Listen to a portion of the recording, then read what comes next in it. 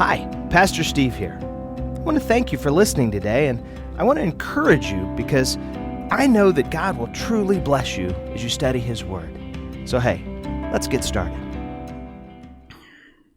Hey church family, it's been a while since I've done one of these, but I'm so excited for today's psalm. The Bible is such an interesting book. It's full of wonder and excitement. It has amazing prophecies that have been fulfilled, and it has prophecies that are still on the horizon. One of the things that makes the Bible so interesting is how the Old Testament connects to the New Testament. The message we see throughout the 4 books that we call the Gospel is first and foremost about how Jesus is the fulfillment of the story of Israel. Jesus' sinless life, His sacrifice through death, His burial, His resurrection, ascension, and even His return. These are all the big elements of what we call the gospel. And our faith in this gospel message is that according to the scriptures, Jesus is King. And not just the New Testament scriptures either. The entire Old Testament points towards the need for this Messiah that we know to be Jesus, this King that we know to be Jesus. Our children's ministry curriculum, it does an awesome job on what we call Christ connections. And these connections are where we take Old Testament stories and we connect them to Jesus, and we show how they point towards Jesus as the rescuer, as the Redeemer. There's another great children's book. It's called the Jesus Storybook Bible.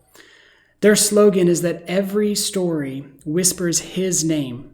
I would encourage you to read this Bible if you have young children. Read it with them. Go through each story and show them how it connects to Jesus. To today's psalm we're looking at Psalm 22, and this psalm is what we call a messianic psalm. It's a song, but it's also a prophecy about the Messiah, the King that would come and rescue the world. Specifically, this psalm was a prophecy about the cross and the Messiah that would be on that cross. In this psalm, and instead of finding ourselves in God's story, let's see if we can find Jesus in this story. I'm going to point out 3 of the bigger areas that we can see Jesus, but when the video ends, I would encourage you to read all the way through Psalm 22 and see how many different prophecies you can find that were fulfilled with Jesus on the cross. Let's start the whole psalm together. Psalm 22, it says this: my God, why have you forsaken me? Why are you so far from saving me from the words of my groaning? The way the entire psalm opens should send a shiver up your spine. My God, why have you forsaken me? Does that sound familiar to you? I mean, it should. Matthew 27, verse 46 says that about the 9th hour, Jesus cried out with a loud voice and said, my God, why have you forsaken me? This is Jesus fulfilling the prophecy that we can see right here in Psalm 22. They both talk about crying out to God and saying, my God. One was Jesus on the cross, and here in Psalm 22 was the prophecy that told us about that. A next one that we can take a look at in Psalm 22, it talks about being scorned by mankind, despised by the people, mocked. And then it says in verse 8, it says this: he trusts in the Lord. Let Him deliver him. Let Him rescue him, for He delights in the Lord. So this is talking about 2 different people. He trusts in the Lord. And then essentially it says, let the Lord deliver him. Let the Lord rescue him, for the Lord delights in him.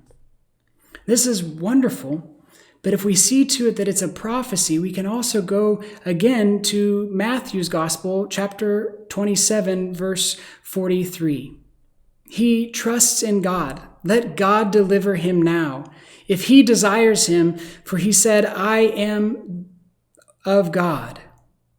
Again, he trusts in God. This is speaking about Jesus on the cross. He trusts in God. Let God deliver him, meaning let God deliver Jesus, if He desires him. For He said, I am the Son of God. We know that the Father delights in the Son. And so we can see the connection here between Psalm 22 and Matthew's Gospel, chapter 27, verse 43.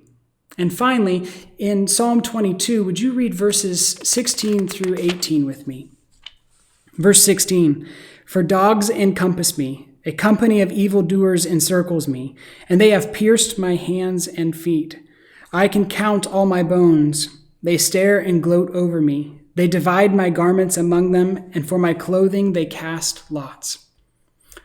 Wow. Pierced hands, pierced feet. I can count all my bones, meaning not broken, but whole. They stare, they gloat, they divide my garments by casting lots. All prophecy that has been fulfilled by Jesus on the cross. Friends, there are so many more exciting things that we could look at in Psalm 22.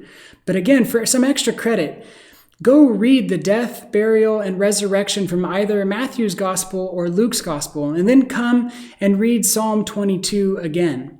See how many prophecies you can find that were fulfilled from this one psalm. And as we continue to read and study the Psalms, I pray that you look at them as so much more than just poetry or songs.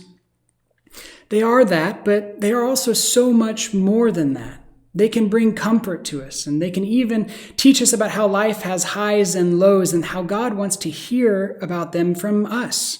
However, they are also filled with theological knowledge. They're packed away with this knowledge, and it's for us to study. And so I would encourage you to not forget to study the Psalms for all they're worth. I can't wait to see you soon. But until then, I'd ask that you continue to follow Jesus and love people so that we can reach the world with the good news about King Jesus. Have a great day.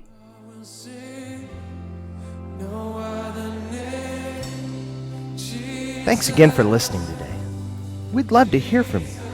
If you'd like more information about our church, or if you just want to share what God's been doing in your life, drop us a line. Give us a call.